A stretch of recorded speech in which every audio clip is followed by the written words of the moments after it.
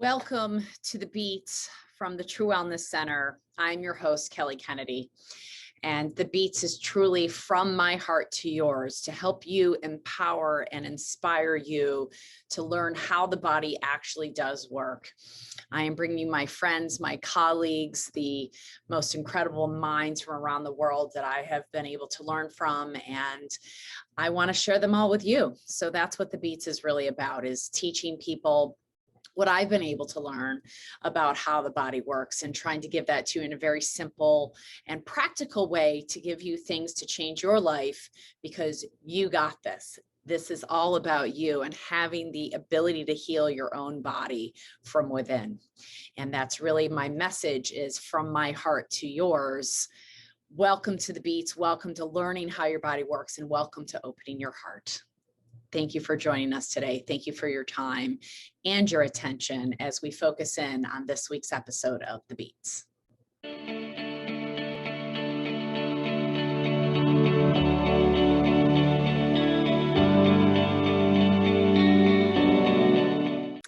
So welcome back to The Beats with Kelly Kennedy. And today I have a new friend, a guest, Emily Bessemer. Bessemer. I know it was Emily. I didn't really know her last name, so I looked at it. So Bessemer, but she runs EmBodied and is an amazing practitioner in New Jersey, who we're going to talk deeply today about some of my favorite subjects: structure and function, talk about pelvic floor, talk about stress and traumas. And I know Emily through Sarah, who, if you come to our center here at the True Wellness, you will meet Sarah and her wonderful hands and her wonderful heart as she leads you back to self, as well as Katie, Sunshine Katie. You might know her as from our podcast when we talked about yonis, and she's part of our retreats that I do with Dr. Schaffner and Sarah and a few others. So Emily, thank you so much for your time today and joining the Beats, and welcome. Thank you so much for having me. I'm so excited to be here. And you are a licensed physical therapist, right? Yes. So by trade, I am a physical therapist. I'm board certified and have my doctorate in PT.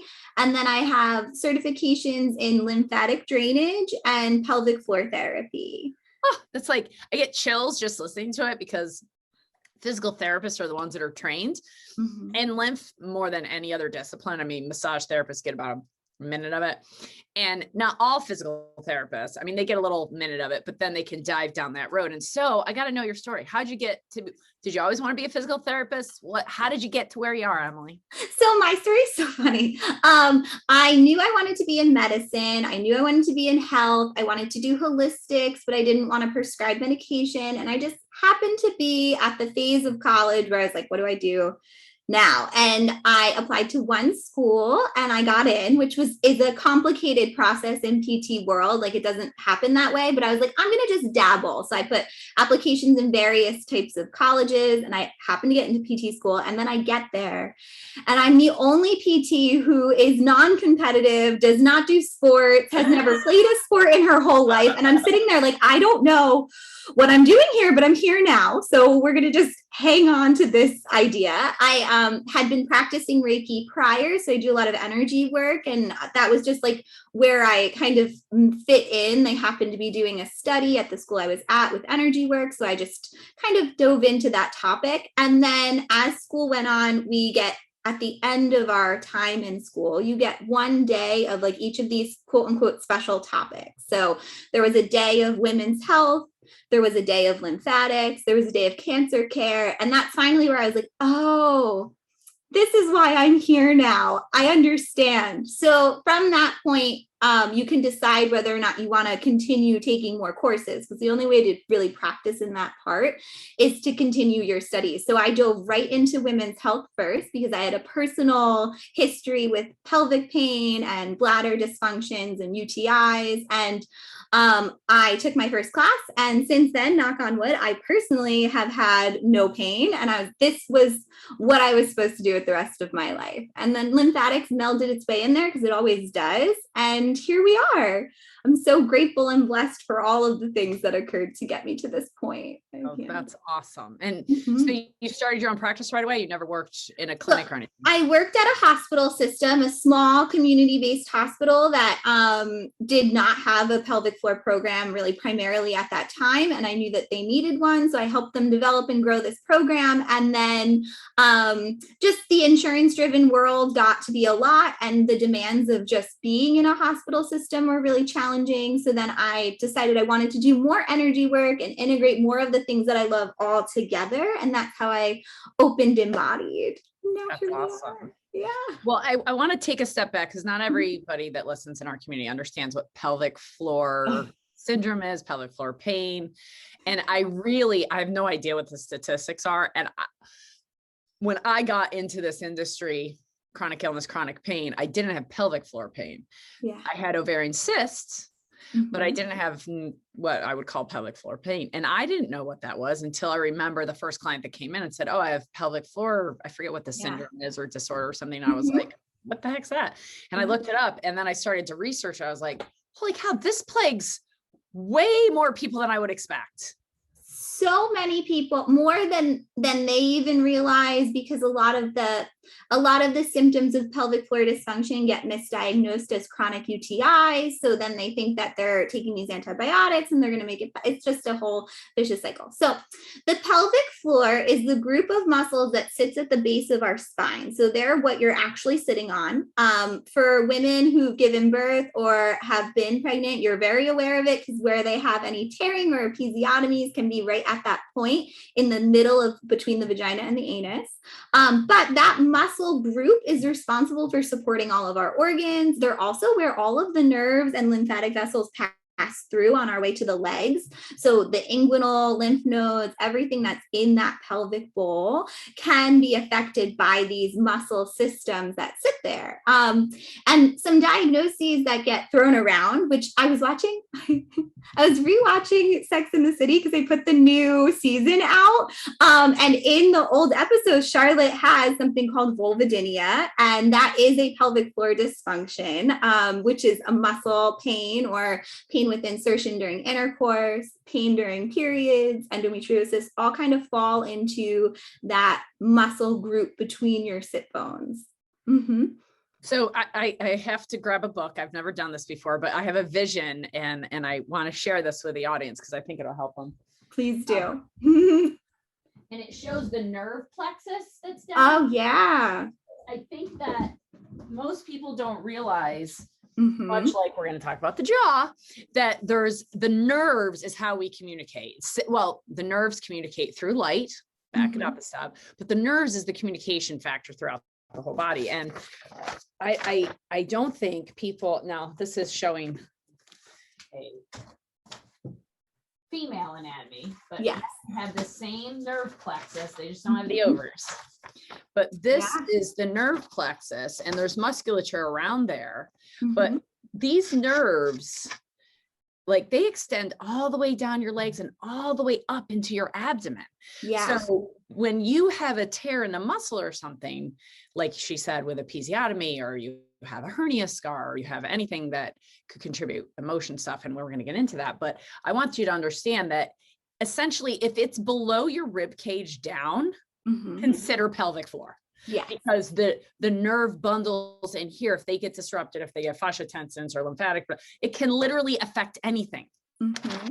A large component of pelvic floor treatment is visceral work, like a organ mobility, making sure the organs move properly, doing visceral type techniques, because it does all sit on that same part. So chronic constipation, anything where you're getting really stuck or stiff in the abdominal wall can absolutely affect the muscles. I'm going to step away too, because I have a model that I think might help. So I was like, wait, since she's stepping away, hold on. We're both body workers at the heart. So we're all about vision and seeing it and getting you guys to visualize this, because remember, the placebo works, and knowing what we know and helping to see proper, like what's the template that it's ideal, we can go back to that faster. Yeah. And I find that just having proper education is sometimes all people need to feel better. There's been a major part of why I practice on my own is because I don't believe that people need as many treatment sessions as sometimes they're required by certain systems to do. Sometimes all you need is to learn about what's going on, and then you know how to help yourself feel better. It's all about being independent in the long run. But so this is your pelvis. So this is a female anatomy. I know, so fun. This is the female anatomy. So FYI, men do have a pelvic floor as well. There was an episode of Dr. Oz where he said they don't. That's not true. We're gonna skip right over that. So if there's something where you think that you don't have one, you're wrong. Everyone does. But the muscles of the pelvic floor make up 3 layers. So the first layer is everything that you see. So it's like all these muscles here, and you'll see it's urethra, vagina, anus. For men, the testicles and penis would be here. And then this is the perineal body that we were just talking about. When you remove this layer. So say that word again slower for people that aren't in anatomy. Perineum.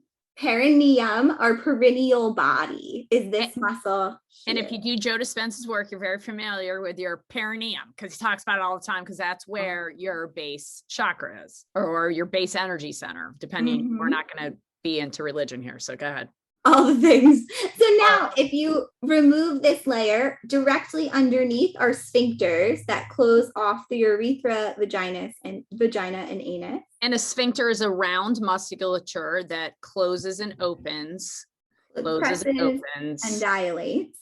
And then the third deepest layer is the one that people are most familiar with when they talk about doing pelvic floor contractions. That's where you feel the muscle move a lot more.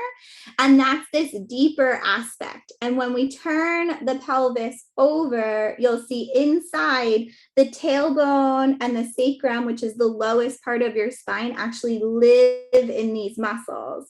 So anyone that has like chronic tailbone pain, deep hip pain. This is the inside of your hip. Is that your quadratus lumbar down there? So your quadratus lumbar goes this way, like inside, but this is your coccygeus muscle. Okay. And then this is your obturator internus muscle, which, fun fact, is the opposite side of your piriformis. So everyone has, like, if you've ever had sciatica, they make you like foam roll your tushy a little, or they'll poke like a very tight spot in your muscles of your butt, basically. But your piriformis goes this way. This is the opposite side of that piriformis muscle. So if you're finding that you're still having tenderness and tightness, sometimes it's underneath that needs to be released as well. And the psoas would attach. The psoas attaches right here. There. Okay. Yeah. That's great. That is an awesome model to be able to see it from that perspective. And like get to really like, okay, where are we? Low back.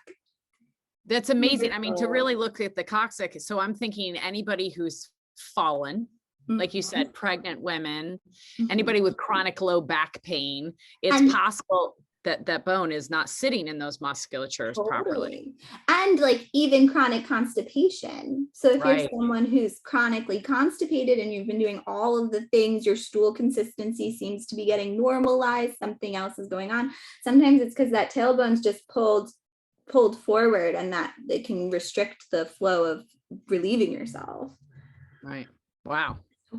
So let's go back through some of the misdiagnoses, because as a physical therapist, you can diagnose, correct? Yes. Yes. So I can use that word. So give us an example, or a list rather, of what, because a lot of people end up at our center because they've been everywhere, try everything else, and they might have blood work that looks great, or they might have a diagnosis that makes no sense to them. And then they come in, we do visceral work, somatic work, and they're like, okay, how'd that go away? Well, the diagnosis is a group of symptoms, but what group of symptoms would they label called the diagnosis? Yeah. It's often misdiagnosed, which is really pelvic floor misalignment or pelvic floor pain that's from a misalignment. Give us a list of that, if you would, again. Yeah. So there's a variety of ones. If it has to do with your bladder, those ones are normally called interstitial cystitis. That one gets misdiagnosed or just thrown around all the time. For men, that's often diagnosed as chronic prostatitis. So chronic prostatitis has similar symptoms of like a chronic urinary tract infection that does not go away with regular antibiotic use. Those are probably the two bladder specific ones. And then when it comes to painful intercourse or pain with any sort of insertion, those would be called dyspareunia, which just means painful intercourse, vulvodynia, or vestibulitis. Vestibulidynia, one of those. I'm like, as I'm saying it, I'm like, it doesn't feel right coming out of my mouth, but something like that. And symptom wise, it would be pain on urination. Pain on urination. Yeah. Pain on insertion of either sex organs or toys. Often pain with periods and even inserting like tampons, that kind of stuff, right? Endometriosis is another big one where people will have what is adhesions in the belly that with visceral work does often feel better. But the other symptom that people don't realize are chronic low back pain, chronic hip pain. Pain with tight clothing is another one where they feel like, I just can't wear this. It feels too tight. That like bloating feeling that you just like can't get that stiff feeling from your belly to ever go away. Those kind of symptoms are also like commonly like, oh, it must be a GI condition. But then you're like, oh, wait. So talk to us about adhesions. Yeah. Adhesions are, they're like scar formation within the belly. They sit within the fascial linings often, and they can come from a variety of sources. So for women, it can be endometriosis, where there's a backward flow of the menstrual, the tissue from the uterine lining. It can also be from abdominal surgeries, injuries to the abdominal wall of any kind can also leave adhesions.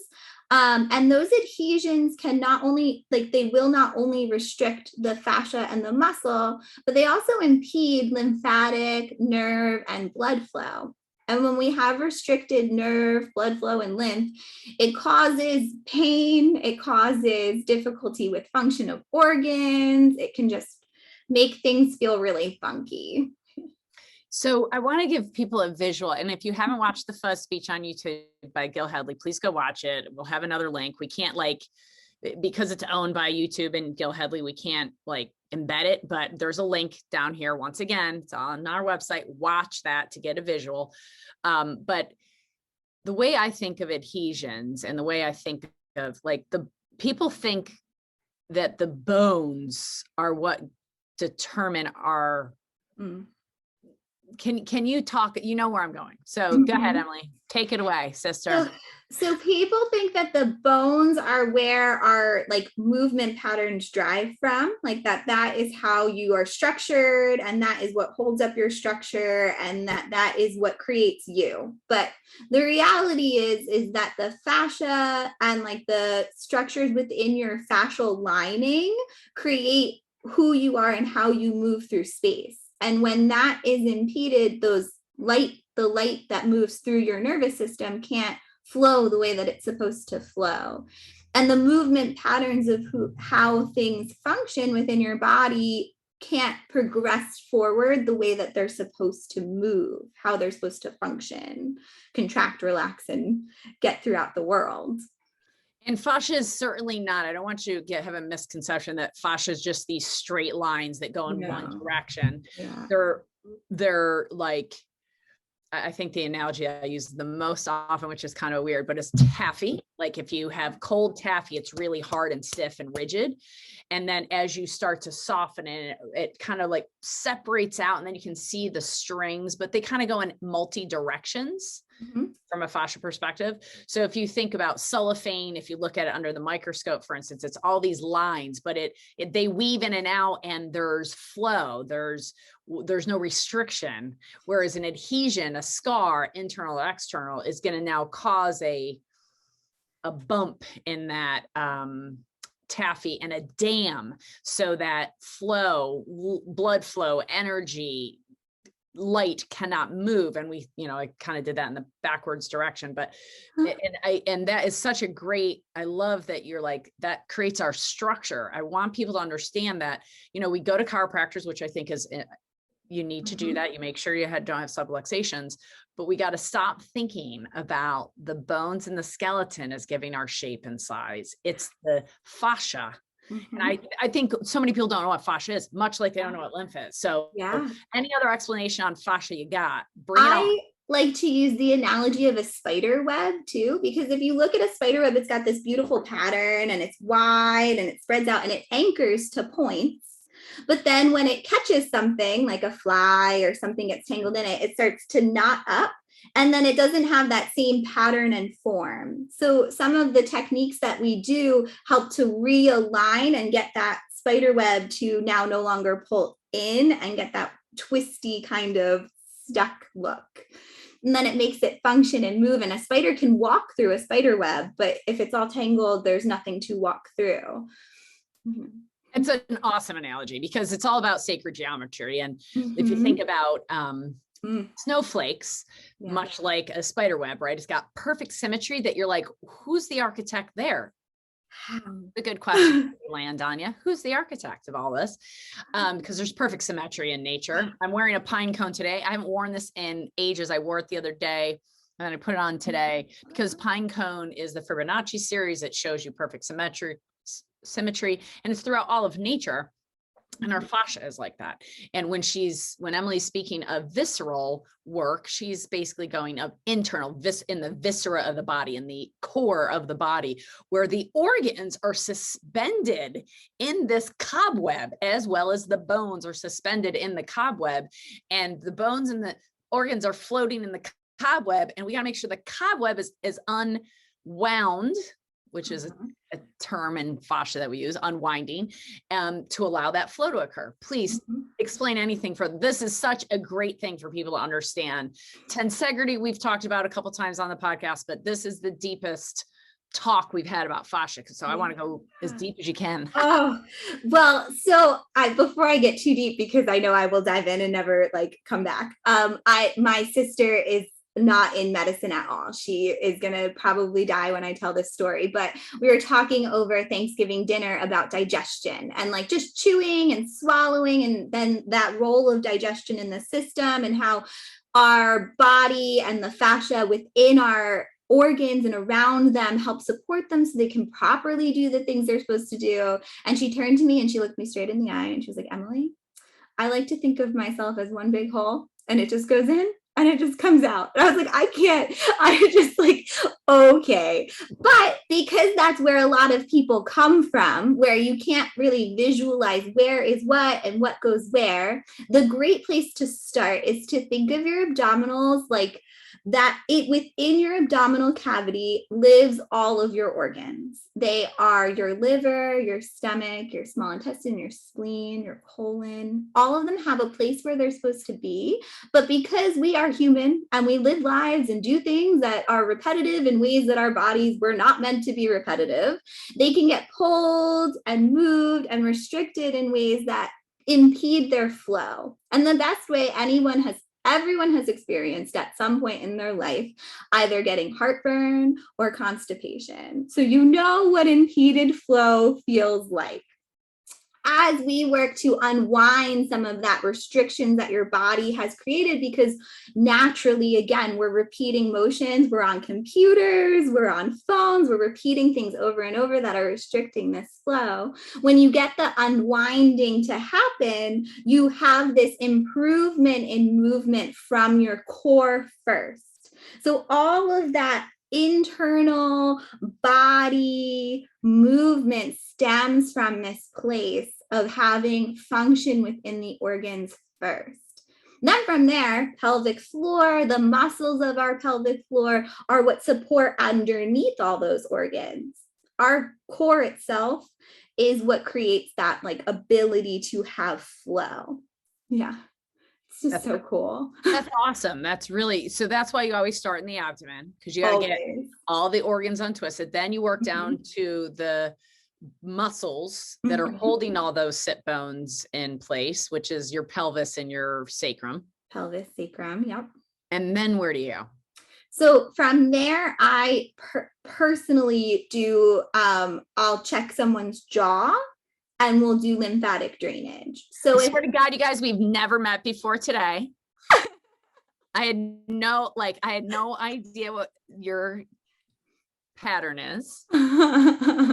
Keep talking. They're all like, did Kelly work on her? Did she work on Kelly? That's how they learn to do this. Well, I appreciate that. Yeah, so I check the jaw because the jaw patterning in utero, our jaw and our pelvic floor are developed around the same time. So, and it's the beginning and end of our digestive tract. So if someone has TMJ, tightness in the jaw, oftentimes it will correlate with pelvic pain, constipation, holding patterns in the jaw.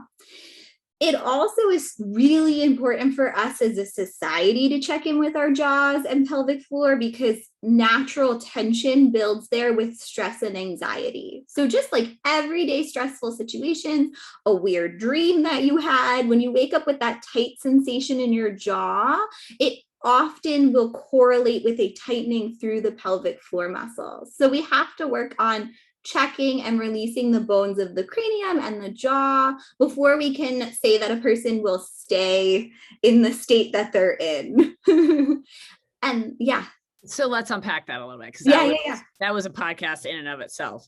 So we could go on forever. Your jaw is connected to your pelvic floor because that's the beginning and the end of your digestive tract. Can you explain where your digestive tract starts as I check? Yeah, as we're like salivating. Yes.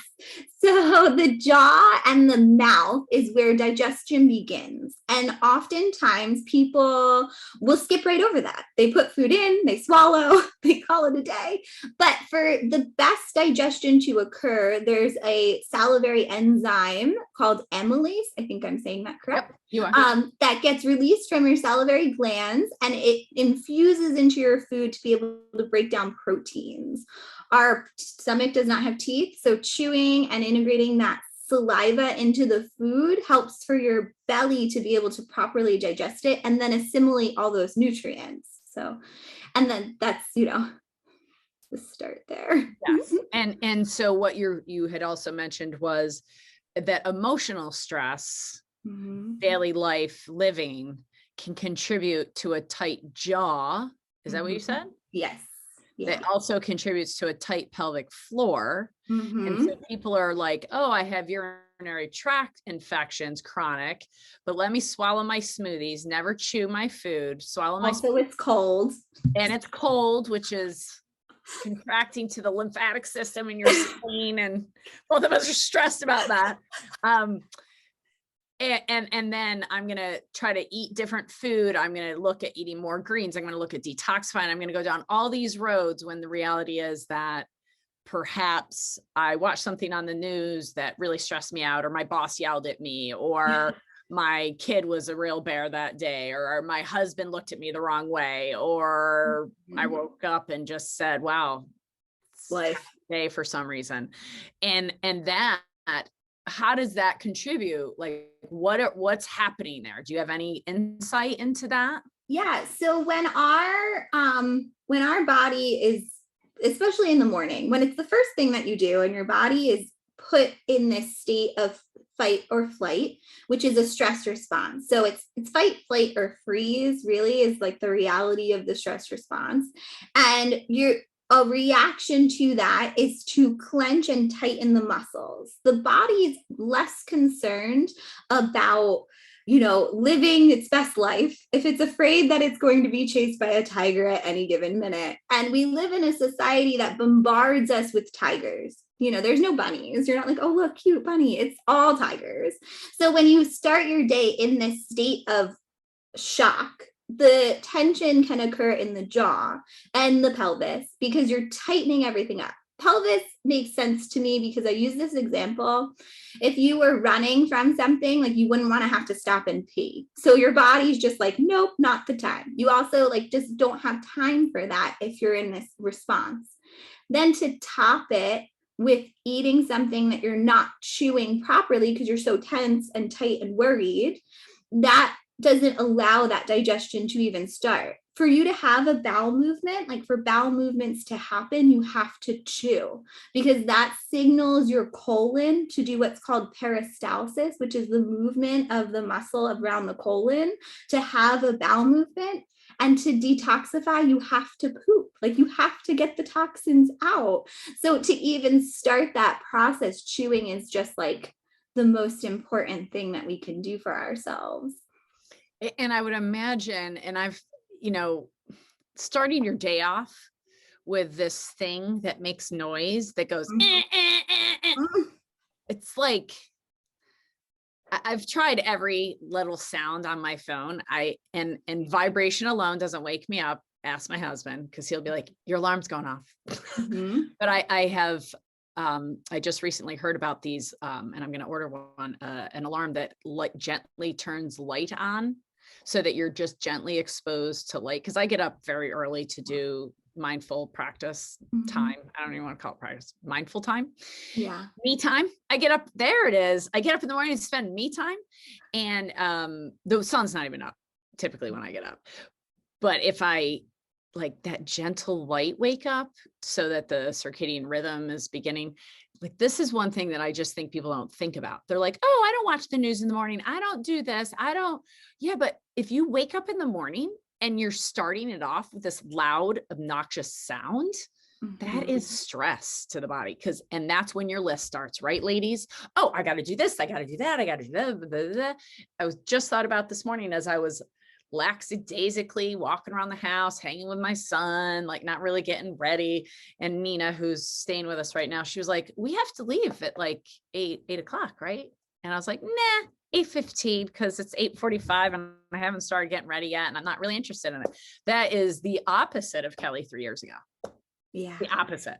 I mean, I'd wake up at 6, start working on the computer and, do 2 hours of work before I left for work. It's craziness. And I was stressed because I never got anything done. I worked until 2 a.m. and I couldn't get it all done. And I didn't have time for my kid and like, what? Yeah. Yeah. This is what we're talking about. Are you enjoying your life? Are you getting up in the morning and feeling it and like enjoying the fact that you woke up? Right. And that's like, again, if you try this new alarm clock, please let me know about it, because I am in the same boat where I wake up very early, and part of the figuring out navigating morning routines is challenging, because if you're using a phone, the phone rings and then you're like, oh, let me check an email real quick. Hold on. And then navigating away from using the phone, which has nicer ringtones, you're like, well, at least it's a chime. And using a alarm clock is a whole nother sort of rough awakening. So, and it is true that how we spend our morning, how we get up, it starts how we navigate the rest of our day. And if we're talking about down regulating the nervous system in like the long run of things, taking a stressed out person who's tense and feeling tense and both literally and physically feeling it, and then helping them lower that feeling so they can kind of take a deep breath for the first time ever.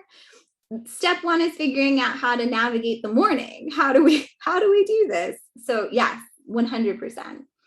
And you can hear from both of us, you just get up earlier. That's all there is, because there's not more time in the day. You just go to bed earlier, you get up earlier, and you have quiet time by yourself before the rest of the day. So you have an opportunity to set the tone before the world starts coming at you that you have to now respond to. And you can be in a responsive mode rather than a reactive mode when you have control over yourself. So, so that you don't feel the stress of the world, because it's everywhere. Like, I couldn't agree more, Emily. Like, everything's a tiger. It's like 3 years ago, I had like 5 apps on my phone that I would just like, one was called Good News. One was like affirmations, like daily jokes. And I was like, I can't handle the news anymore. I'm just going to read these every day. Affirmations, jokes, get me started. And I noticed a huge shift. Yeah. Whatever's happening in the world, I'll find out. Trust me. Somebody's going to come in and tell me.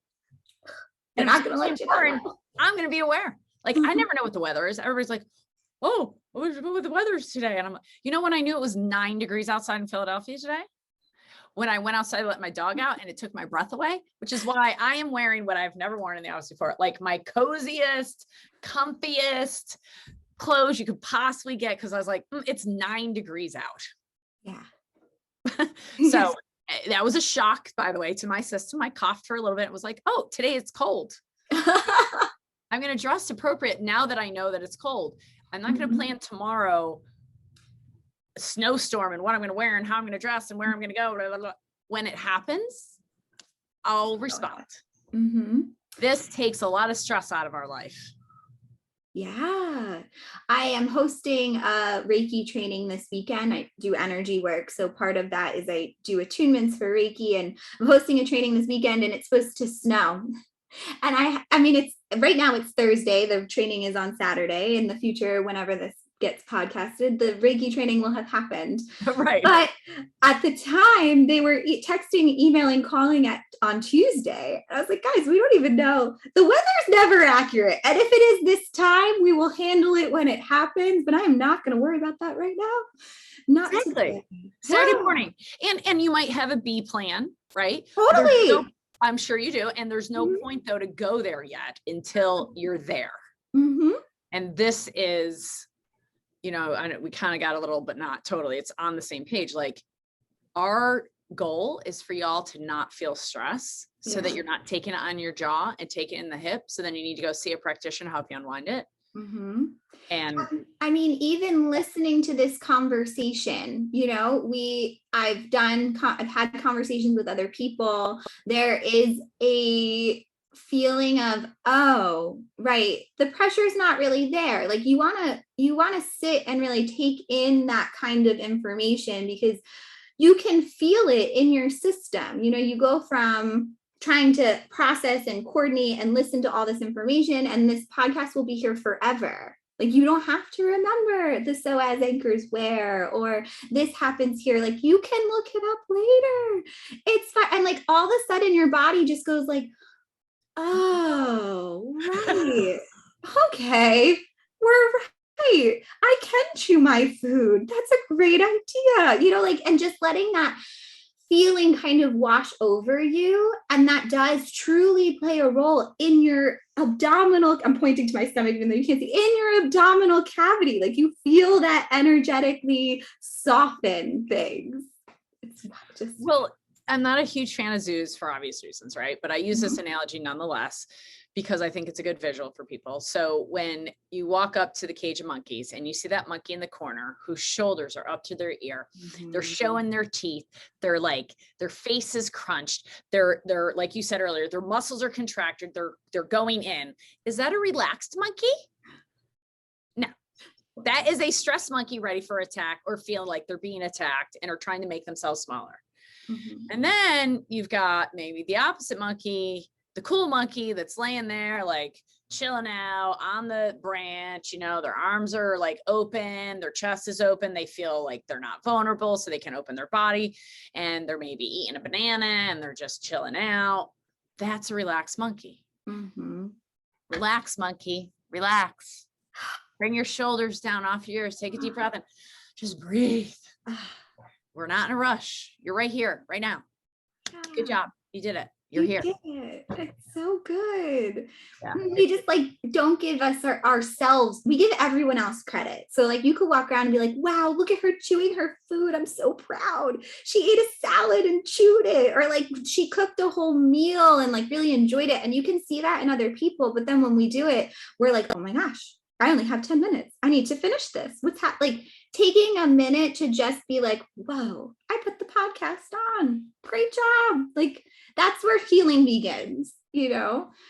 Yeah. Yeah. And closing the gaps. Like, oh, maybe today I listened to the podcast while doing the dishes and vacuuming. And maybe tomorrow I'll give myself 10 minutes to listen to a podcast before I start doing the dishes and the vacuuming or whatever. I'm not.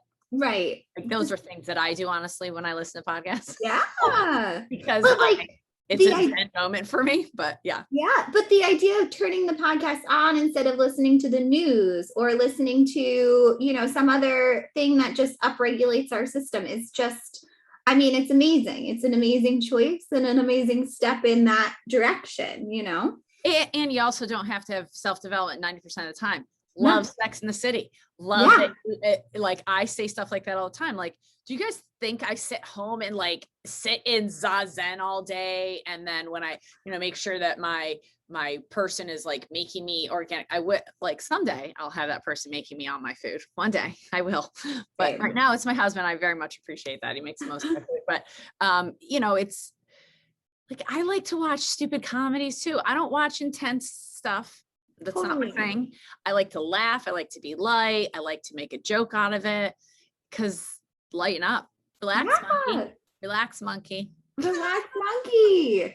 I like fairies and like talking about like fun things and like going on adventures and, and those adventures might be to like get a new pair of shoes. Like I'm cool with all of it, but like we have to be easy on ourselves. It's life. Life is supposed to be fun. We're here to have fun. And what I would say, and I would like to get your advice on this or your take.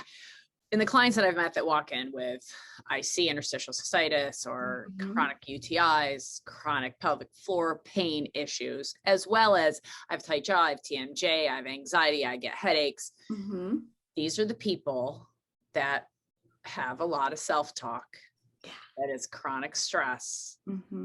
And their hair's pulled back tight and they have tight clothes on. And it's just that there's a personality that can, and when that person begins to open up, they come with their hair down, they have looser clothes on, they, like I realized today, wow, I've really changed because I would have never worn this in public 2 years ago. Like just my exercise, like sweatshirt and my, Athleta pants that I would never worn outside my home before. But it's like, why not? Who cares? I want to be comfortable. And it's cold as hell. So I want to be cold. I want to be warm. I want to be warm. I want to be comfortable. And everybody knows me on the podcast at this point. If you don't, like, if you've been listening to my podcast for a while, there's not a lot of gray zone. Like you either like me or you think I'm crazy. Either way, God bless you. I love me. And that's what's key. And that's what we want for you, to stop comparing, to stop looking at everybody else. And this is not at all what I thought. I had no expectations really what Emily and I were going to talk about, but this is the stuff that prevents jaw pain and pelvic pain. Yeah. I absolutely. So there is definitely a personality type, for most of the things that we're talking about, and that restriction and feeling tight and that feeling comfort in sucking the stomach in, all of that tightening is something that we're trying to work on. Just release, relax, feel good, do all the things that make you happy. I think we don't give credit to just happiness. Like just do something fun. Yeah. And what do you think, if you can speak to it at all, like we're saying it's a personality, but I would look at it as like a defense mechanism. Oh yeah. So can you speak about that for a little bit, like why this occurs in society for the Homo sapien organism? So we tease that it's a personality because it makes it easier for us to understand as like the person who has it. Like, hi, I'm Emily. I'm a type A person. I like to do specific things at a specific time in a specific way. But the reality of that statement is that we are in an unstable situation at all times. There's a lot of things that go on that make us feel unsafe, uncertain, from the media to how we grew up to our jobs on a daily basis to computers and technology. Like all that stuff just can make you feel uncomfortable or can throw you off of a rhythm. And in defense to that, we try to control a lot of things. And one of the things that we as Homo sapiens think we can control is the physical way that we are in the world. And then when we try to control that, it ends up not going the way that we thought. And then we tension and tighten. And then you're like, okay, well, now I need to try this and do this tighter. And let's see if I can restrict that and make this more. So it's a response to some of the things that we want to control. But then the gift to all of that is what we were talking about before with the weather. Like there are just things that we can't control. And if you try to control it, it ends up just leading to tension in the physical body and the mental body too. It's a whole nother, could go on forever about this. And so trying to see those as for what they are and then recognizing them as they're happening to you is the steps, like as it happens. I don't know if I'm giving it a good explanation or not. No, I think that's very well said. And if I could summarize, so the one thing we can control is our responses. We can't control things that happen in and around us as life, such as weather, such as plane crashes, or, I don't know, like the school rules that have changed and now causing us to deal with something, right? And we have two options, essentially, as Homo sapiens. We can think about, worry about, try to control things that we can't control, and make ourselves really tight and stressed over the fact that those things may or may not happen to us in the future, but I'm going to stress about them now. Or we can relax and be aware of those things and have plans for, if that happens, then I'll deal with it. And when that happens, moving through it in a flow state. And I got the vision when you were talking about how you said earlier, the fascia is what's holding our structure as we move forward through our life. And I see very much crystalline structures and grids, essentially, that we live in from an energy biofield. And as the fascia is unadhesed, as the fascia is flowing, we flow through that field more easily without restriction. And because all we can do is right now. Like, that's it. That's all there is. Everything else is imagination. And it's just right now. That's it. Not then, not going there, but right here, right now. Everybody take a breath. Feel that moment now. You did it. You got through it. It's awesome. And now you're in a different moment. Yeah. So I'm so fascinated by the work that you do, because I want to trade with you. I want to do work with you because I am so curious about the jaw and the hips connection. And how frequently do you find those two things connected? Almost always. I mean, I'd hate to make that statement because there's always like the one person that's going to be like, I didn't have that. But like, I'm going to say, if you come in with pelvic pain in some form, or pain with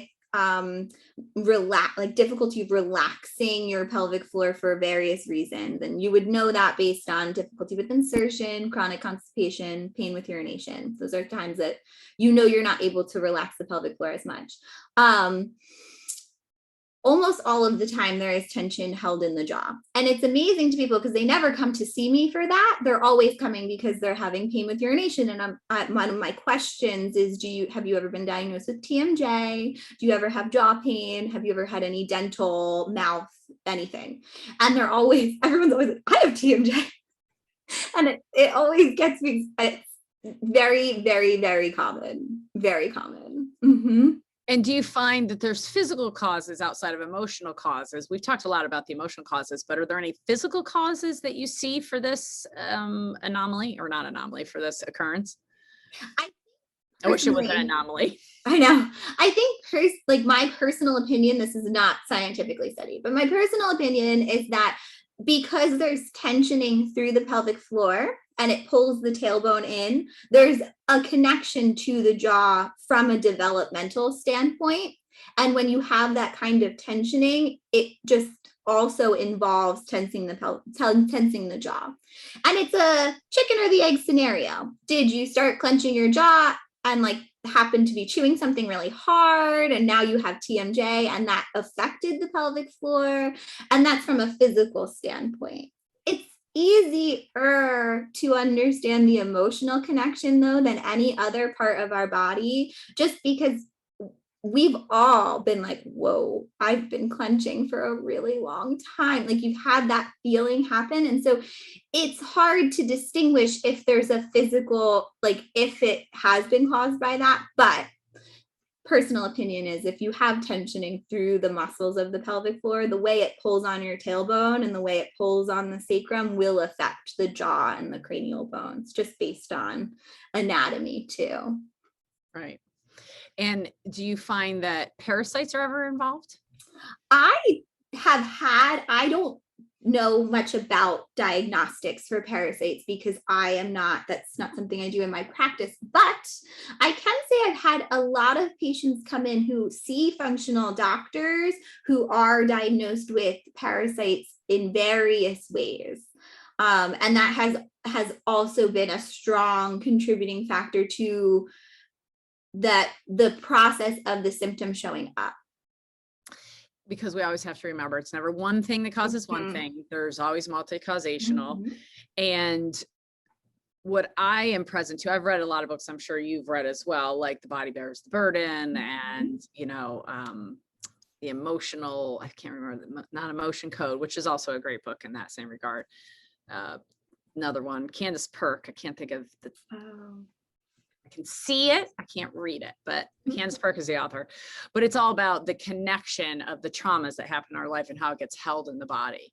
Can you speak to that a little bit about emotional traumas and physical traumas? I think we talked about physical traumas a little bit, but emotional traumas and where and how they're held in the body.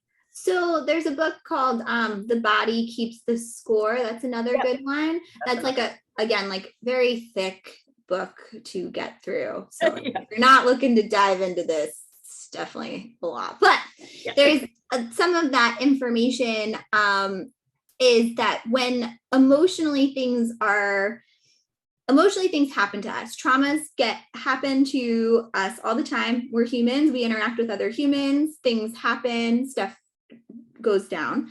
And when you're not able to mentally process that trauma, it gets stored in our systems. So energetically and physically will manifest as symptoms that come up later in life and or right away. And one of the most common ways that appears is in pain patterns. So typically our brain goes on a defense, and the mind-body connection between the brain and the body is to send a signal of pain, like you're in danger, please protect yourself, or fatigue, you're very tired, please protect yourself. And that repetition over time then makes its way into the body, and we have some diagnoses that come up like chronic fatigue or fibromyalgia. And some of that, it can be affecting the fascia and the fascia restrictions. And when we talk about that unwinding from a trauma perspective is how can you be in a place where you feel safe enough with a provider that makes you feel safe enough, with a person, being in a body that allows you to feel safe, to let some of that unwinding happen so you can fully downregulate and relax again. So, I'm sitting here thinking like we could probably talk for another 4 hours, but what I want people to understand is that I pray that today has raised, Ian says this all the time, my husband, but I never say this, but I say this today. I pray that today we have raised more questions for you than we have answered. I pray that you have a new paradigm of which, and we didn't even talk about the lymph, y'all.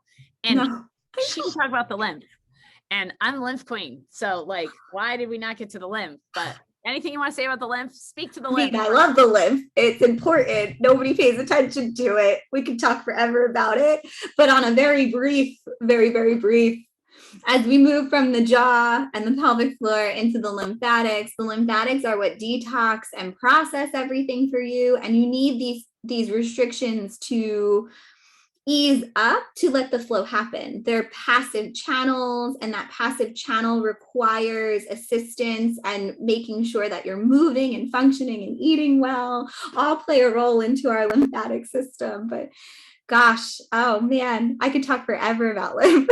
I know. And I think maybe we need to have you back on so we can, and I want everybody's questions. And I really do want to do that, Emily, have you back on. Oh, I'd love to. Yeah. Because we haven't talked about fascia this much, right? And I really think it's good for people to just let this land. This was a lot of subject matter. And again, we hope we've raised a lot of questions for you that maybe you're seeing whatever you're dealing with, maybe perhaps in a different way, because what we also are present to is that 90%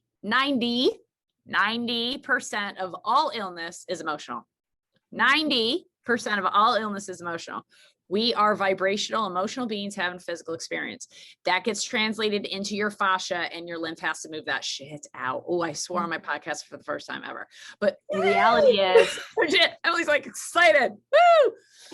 For those that know me know that that's nothing. We keep it very clean here on the Beats. So if you meet me in person, it's not so clean. But I want you to really start to do your own. And don't take this podcast as, oh my God, now I know everything. You do. You have scratched the surface, poked the bear. Now go and learn about it. And Emily, you have a class. I just remembered that. You have a class that you're teaching. Please share about this class. I have a discount. She's so kind.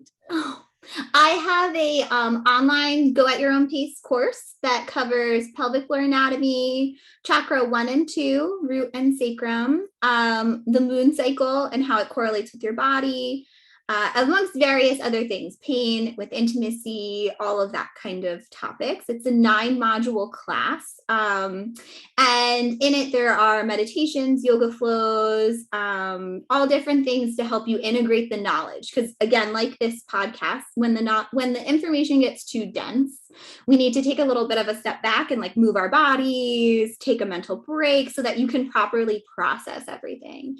And it's go at your own pace for a lifetime. So you can always go back and revisit. And for the podcast, I put a $50 off coupon code. So it's BEATS, BEATS, BEATS. And so if you want to take the class, I'm sure we'll link it here somewhere, and you can use that code and it'll get you a discount.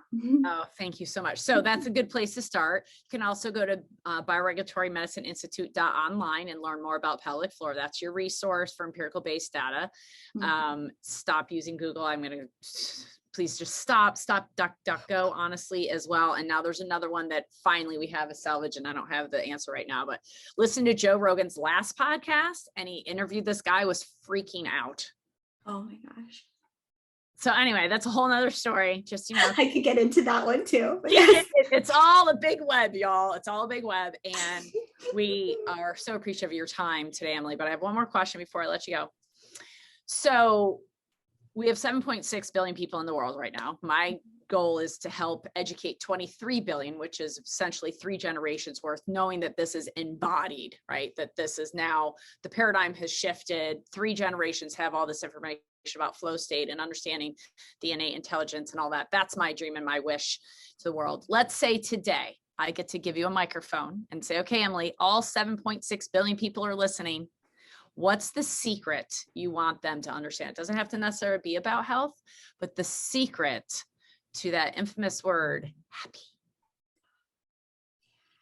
Or secret to your life, secret to whatever it is. I think that if I had the ability to implant one piece of information into everybody's brain, it's that your body is in self-healing organism, and that with the right guidance, you don't require outside sources to heal or feel or allow yourself to relax, that you have all of the tools at your disposal. You just need maybe you need a little guidance in the process, but you are whole, all as one. I usually say something after that. I have nothing to say after that. It's beautiful. That's it. That's the purpose of the Beats. Your heartbeat is you, and that is what heals, and that's it. Mm-hmm.